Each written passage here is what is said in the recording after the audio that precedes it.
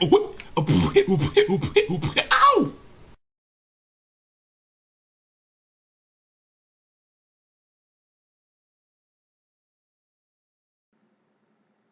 Greetings, YouTube. This is DecKrash, better known as Brandon. Welcome to another book review.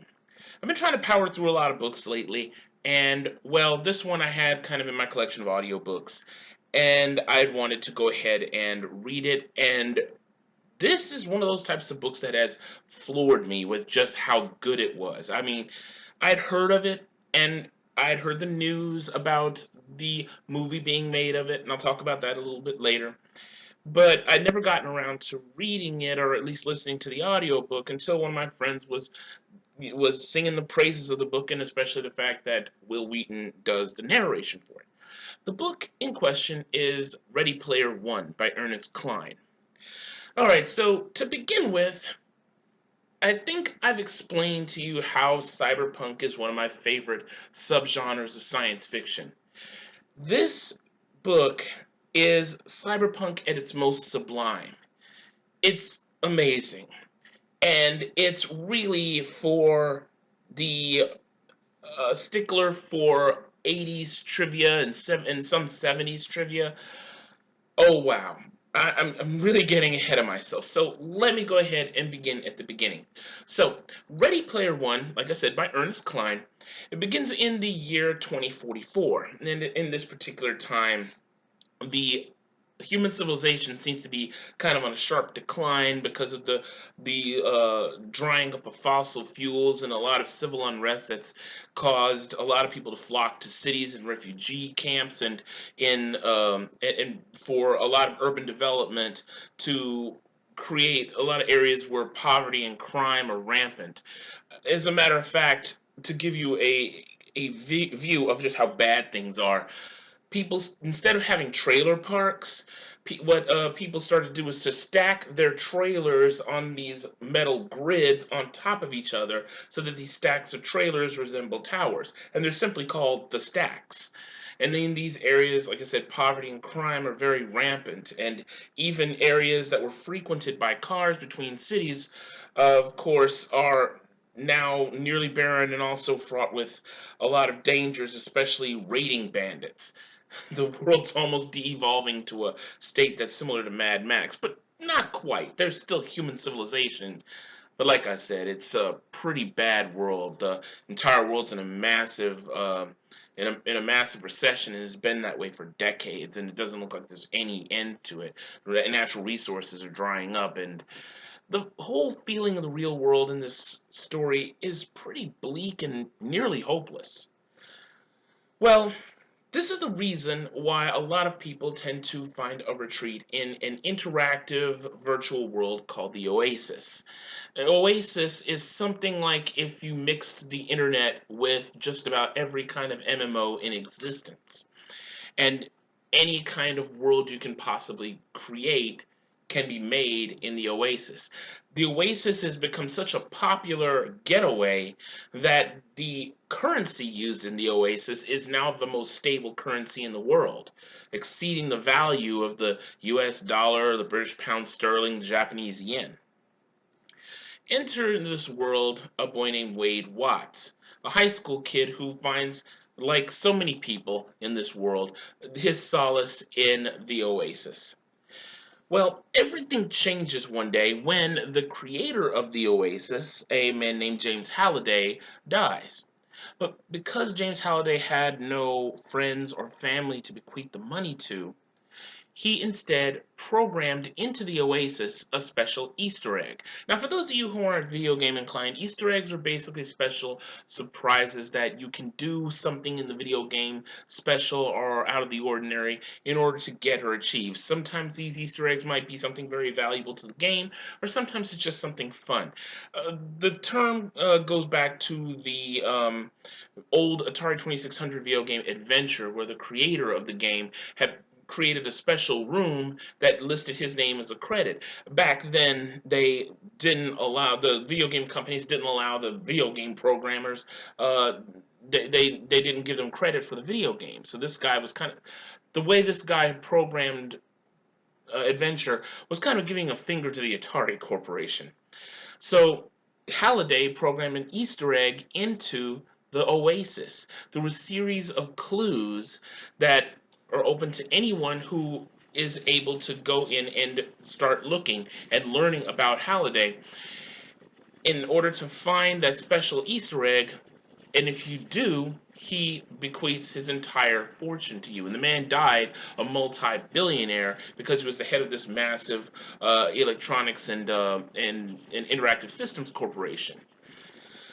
So this Easter egg announcement on the day of his death sets off a furious race to find this Easter egg, where people who become Easter egg hunters or gunters exist all over the Oasis, learning about James Halliday and his life and trying to find out the clues that he left behind in order to find that Easter egg.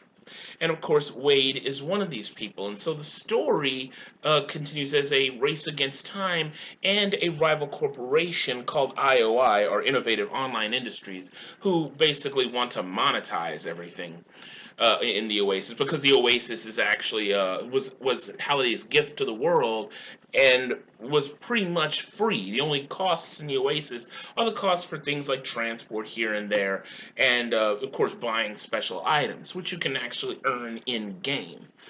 And of course, the Oasis is a place where people go to do their business, and not only that, but also play games. And even there are special virtual online schools in the Oasis. So it's a pretty big deal, and it's subsumed the internet as the go-to place to live and play and do your business. So Halliday left his fortune in the form of those Easter eggs. And so Wade is participating in a race against time against IOI and other Gunters in order to find this ultimate prize. And with the help of several other Gunters, chiefly a fellow Gunter named Artemis, who has been keeping up a blog and who Wade reveals to have had a pretty big crush on, another person, his best friend H, and two other Gunters that come out later in the story called Daito and Shoto. And they're all racing against IOI and a chief ranking officer in IOI named Nolan Sorrento particularly. And so, in order to find Halliday's Easter egg, the book is exciting. That's really, if you can use one word in a nutshell, exciting. Everything happens, it's significant. It is so chock-a-block full of 80s and 70s references because James Halliday was really an 80s nut. And so big is this interest in James Halliday's life because all the clues to the Easter eggs have to do with the things that James Halliday was into, that there was made in this world a big resurgence of 80s style and nostalgia and such. People wearing their hair, doing their clothes in the way that people in the 80s did. So that's a pretty interesting little world to envision, even though it's kind of a bleak world because of all the things that are going on. So in this book is so many references to 80s nostalgia, 80s minutiae and pop culture and music and such, and also some things from the 70s. My friend who got me into this book said she was kind of embarrassed to see just how much of it she recognized and knew. And, well, me and you didn't know this, guys, but I'm also kind of an 80s buff. I even recognized a lot of this stuff. So this book was right up my alley. It's easily become one of the best books I've ever read. But once again, I'm getting ahead of myself.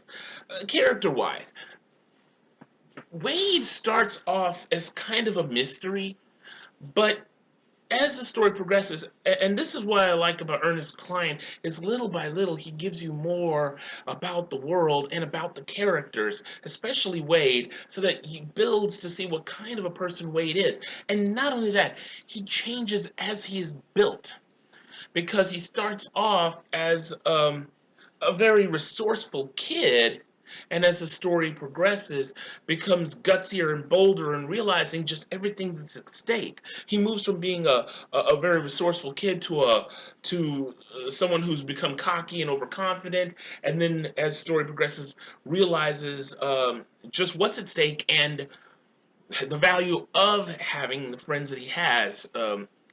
He learns all those things as the story progresses. Artemis is the second best character there because Artemis is your typical girl trying to make sure, to make a name for herself. He doesn't harp on the whole deal about gender issues there, but you can see that she is trying to prove herself because, of course, she's a girl. And then, of course, H, who is Wade's best friend, he's an interesting character. He starts off as a pretty strong secondary character, but then kind of fades away a little bit as the story reaches the middle point, and then comes back in a really big way nearing the end. And H is actually the biggest mystery of all the Gunters, but when you learn about him, the most about him and later on in the story, it's a pretty big surprise. And this character actually has a pretty interesting story. Daito and Shoto are kind of like almost like brothers. They are brothers in the game, and I'm probably giving a little too much away to them. I don't want to reveal too much about those two. Um, and of course, Sorrento. Well, he makes a really good villain. I would say it like this: if you have a villain that you want to really see the smirk wiped off his face, I'd say you've written a very good villain. This guy's kind of climbed my top best slash worst villains list, probably just under Basil Wenceslas from the Saga of the Seven Sons. Because this guy is pretty ruthless, and as you read the story, you realize just how ruthless he is, and how he and as they're called in the game, Sixers, and just how willing they are to go to any means to get what they want. The Sixers are actually the people who work for IOI, who are trying to find the Easter egg, because, as I said earlier, IOI wants to acquire the ultimate prize, because what they want to do is have the power and the means to basically, as I said, monetize Oasis. The Oasis is pretty much freeware, basically. What they want to do is put a price tag on everything, even entry into the Oasis, to keep only the people they want in. So, pretty interesting little setup we have, because the Gunters hate them. Now, they're called the Sixers because the people who work for IOI don't use names or gamer tags. They're all just assigned a number. Everyone who works for IOI and wants to work for their, as they're called, Oology department, these are the ones who are looking for that prize, for that Easter egg. They are assigned a number and have to sign a contract. Basically, if they find the Easter egg, then everything goes to IOI. They may be given some sort of a reward money or whatever for that. So yeah, so the characters are at first I kind of was a little bit, I was wondering what was going to happen, but of course at the beginning of the book it's expected. And really, the beginning of the book establishes a lot about this world, and even the massive info dump that is woven in the story, by the way, for this book is, how can I put it? It's not enough to fully describe everything that goes on in this world and how this Oasis world works. It is given as the story progresses, but there's a lot to learn in the very beginning, both about the Oasis and the Easter egg hunt, and also Wade and his life. But Ernest Cline does not waste words. Everything in this story has a significance. Everything in this story gives you a piece of what's going on. Even in the clues that are given for the Easter egg, some of the things that come up I would never have known, but really you can tell that the Easter egg was made to be given to someone who's going to know Mr. Halliday almost intimately. So, as the story progresses, a lot of stuff is given, and this world that is built is so amazing, and to say nothing about just how the Oasis works and what it can do. I mean, so many cool things are given in this world. It's a world where you can get items and artifacts that are based off of old TV shows. There's this one scene, and I'm not really spoiling anything, where a character is given a giant robot, a choice of giant robots, and he just started going into a description of every single one, and all these giant robots are from various TV shows and movies and such. They even had robot Veritex from Robotech, which was like, oh man, I wish this thing was real, because I would have so had a Veritech, because I'm a big Robotech fan. But, so this is really an 80s buff's dream come true, and this is probably the reason why this book gave me so much glee. But not just that, the story just, wow, it keeps you riveted every step of the way. Everything that happens to Wade and his friends, and everything that happens involving the whole Easter egg hunt and the Sixers and Sorrento and all of that. It's just one part in the book, and it's a fairly extended part, even though it's kind of is a low point in the book. But it all involves something that Wade does that is probably one of the gutsiest things I have ever read a character doing, ever seen a character do in a book. And wow, and I was just like, dude, the cojones on you. And it was amazing. Absolutely amazing. This is one of those books that even though I was just listening to the audiobook, it hurt to turn off my MP3 player. Okay, so it was very, very much a book that I highly recommend to anyone who loves cyberpunk, loves video games. I mean, this movie has so many video game references, it's not even funny. Especially old school video games. I'm talking like, in television, Atari 2600s, old Tandy games, TRS-80 games. There's really not that much mention of like newer, current generation video games, current, of course, by our standards. But oh my God. It's and also 80s movies. I mean, wow. And I know I keep going back to that. It's just, so many 80s references in this particular game. And this book, I recommend anyone who loves video games, who loves 80s culture, 80s music, 80s references, even a few 70s things that are listed. There's one particular thing about the band Rush and their album 2112, which got me interested in looking up Rush's album 2112 and listening to it. And I did that. I actually started really liking that thing. I probably might look up some other things by the band. But it dives into the mind of a man who had this big obsession with such things and all the things in his life that he was into.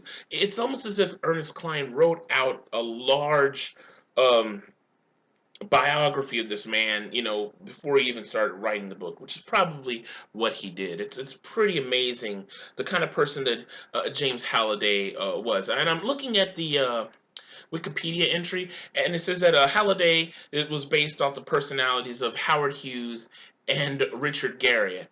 Howard Hughes, the big business mogul, and Richard Garriott, the creator, of course, of the Ultima games.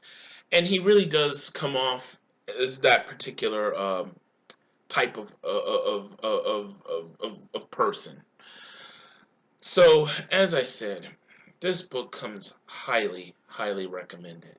If it's a book that it actually hurts to put down, then you have made a book that I absolutely love. And this book, I can't love it hard enough. That sounded very creepy, but you know what I mean. So this book, 10 out of 10 would read again. Oh my God, you buy this book now. That's really all I have to say about that. I mean, I can't sing praises of it any louder, but and I don't want to say too much more without giving away any other spoilers. Check it out. There's a movie of it slated to be released in 2017. Steven Spielberg, of all people, will be directing it. And really, after reading this book, I couldn't have thought of a better person to direct this. It's going to be really interesting seeing how this one comes out. So that's all I have to say about that, everybody. Thank you for listening. As always, if you have any other comments or questions, go ahead and leave them down below. As always, keep it civil. Check out my books that I have written. I will have a link to my Amazon page. I hope that you will find one of those stories interesting. I have a few books available as ebooks and others as both ebook and print copies. And also, I will have a link to my blog and to my Facebook page, author Brandon Hill, and my blog is theworldsofbrandonhill.com. I'm going to have this video posted there, as well as a written review coming up very soon. Thank you once again for listening, everyone, and as always, this is DecKrash, better known as Brandon. Stay lucky and stay blessed. Take care.